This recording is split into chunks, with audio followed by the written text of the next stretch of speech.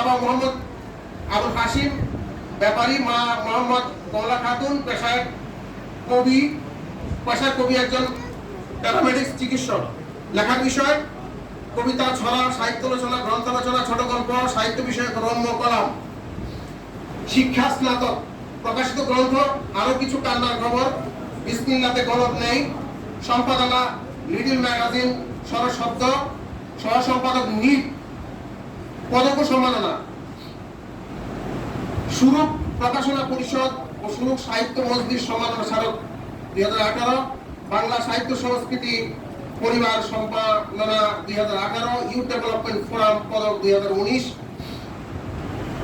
Popular কিন্ডার garden সংবর্ধনা স্মারক 2019, উদ্দীপন সাহিত্য পুরস্কার 2023, অধ্যাপক মতিউর রহমান সিএসি পদক 2023, মুক্তমণি সম্মাননা স্মারক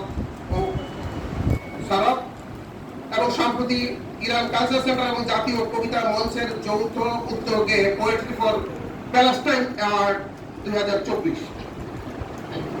সত্য, সুন্দর ও মানবিকতার পক্ষে, দেশের স্বাধীনতা সার্বভৌমত্বের পক্ষে, বৈপ্লবিক সমাজ পরিবর্তনে তার ক্ষুধার লেখনীর জন্য লালকুটি সাহিত্য পরিষদের পক্ষ থেকে শাহ আব্দুল হালিম রহমতুল্লাহ আলাইহির পদকে ভূষিত করা হয়। আমি তাজ ইসলামকে তার পদক গ্রহণ করার জন্য অনুরোধ জানাচ্ছি। প্রতিষ্ঠাতা সভাপতি জনাব মাহমুদ হাসান নিজামী ভাই, এদিক থেকে বলেন।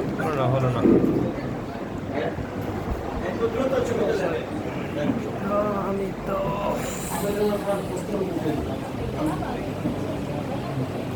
আচ্ছা, ঠিক আছে।